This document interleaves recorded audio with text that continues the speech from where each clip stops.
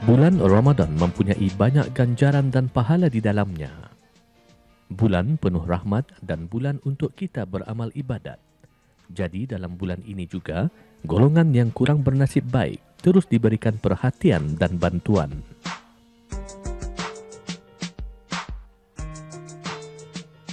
Sehubungan ini, Majlis Kesejahteraan Masyarakat, ringkasnya MKM, memainkan peranan untuk menghulurkan bantuan kepada golongan miskin dan fakir dengan melaksanakan skim fidyahnya.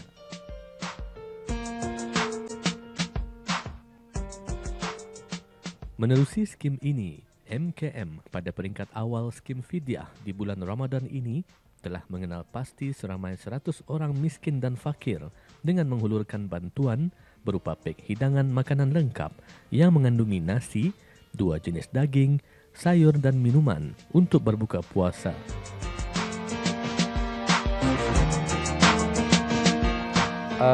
Skim Fidyah Majlis Kesejahteraan Masyarakat ataupun MKM adalah satu skim yang diukayahkan setelah unit agama MKM mempelajari sama ada skim ini dapat dijalankan dan tidak bercanggah dari segi apa-apa hukum.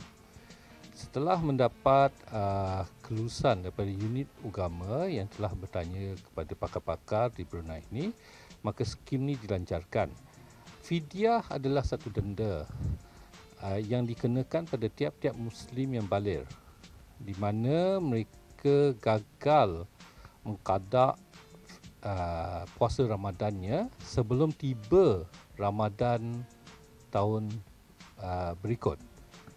Iaitu kalau tahun 2013 ada qada Ramadan yang tidak dibayar sebelum qada Ramadan tahun ini, maka selain daripada wajib diqada, masih wajib diqada Ramadan tersebut, denda dikenakan kepada setiap hari yang tidak diqada Ramadan sebelum menjelang Ramadan tahun depan.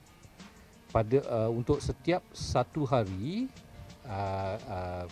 Ramadan tidak dikadakan, perlu memberi makan seorang fakir miskin dengan kadar 1 mud makanan ataupun 1 cupak. Ya.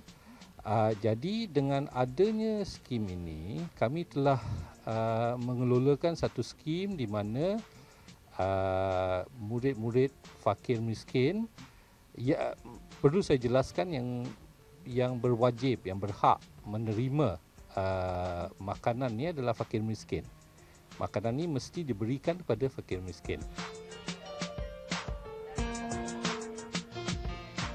Dalam melaksanakan tugas yang berkebajikan ini, termasuk menyusun dan memasukkan pek makanan ke dalam beg untuk dihulurkan, dilaksanakan secara berkumpulan oleh ahli-ahli MKM, termasuk Presiden MKM, Datin Paduka Hajah Intan binti Haji Muhammad Kasim, dan juga isteri Menteri Perindustrian dan Sumber-Sumber Utama, Datin Hajah Nurdina binti Datuk Haji Abu Bakar.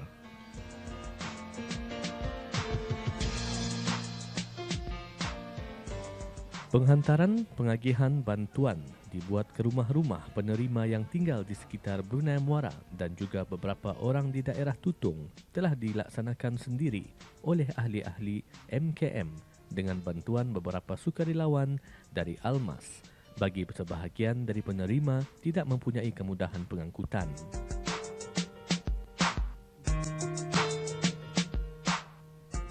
Pada hari pertama pengagihan, sebanyak 160 pek hidangan telah diagihkan, sementara hari kedua dan ketiga sebanyak 180 dan 185.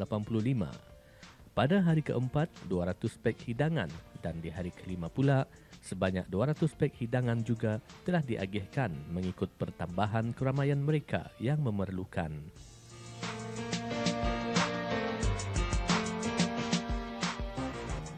Fidyah merupakan bayaran denda yang dikenakan terhadap individu Islam yang tidak dapat menggantikan puasanya di bulan Ramadan pada 1 tahun sehingga tiba bulan Ramadan tahun berikutnya, sebagaimana yang tersebut dalam dalil berkenaan fidyah.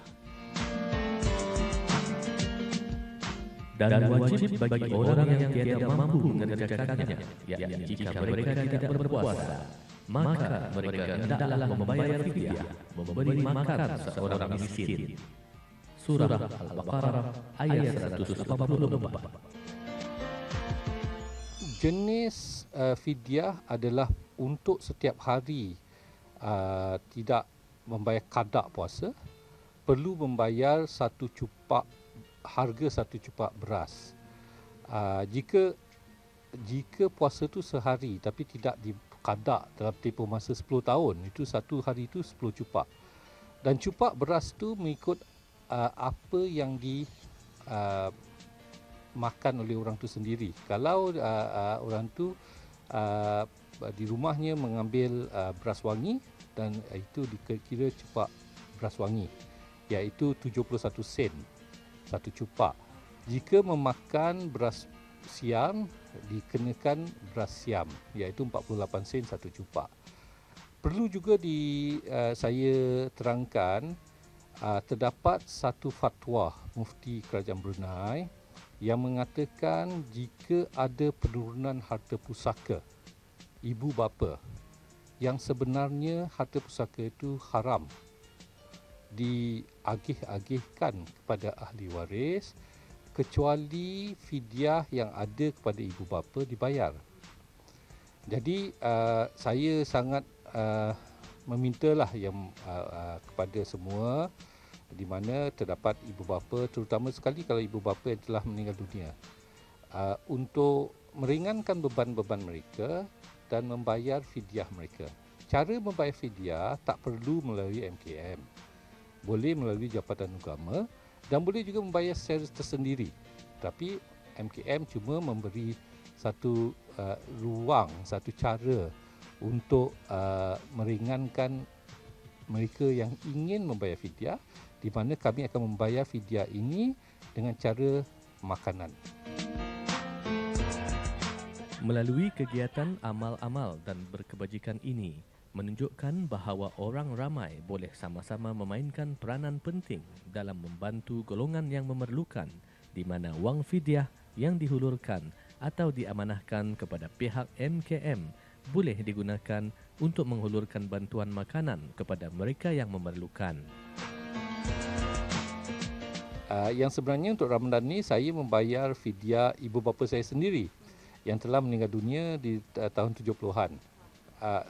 Setahu saya, ibu bapa saya penuh puasanya.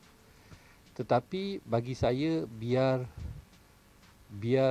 bagi saya tidak tahu sebelum saya dewasa, sebelum saya berumur mungkin 10-11 tahun, sebelum itu adakah ibu bapa saya berpuasa.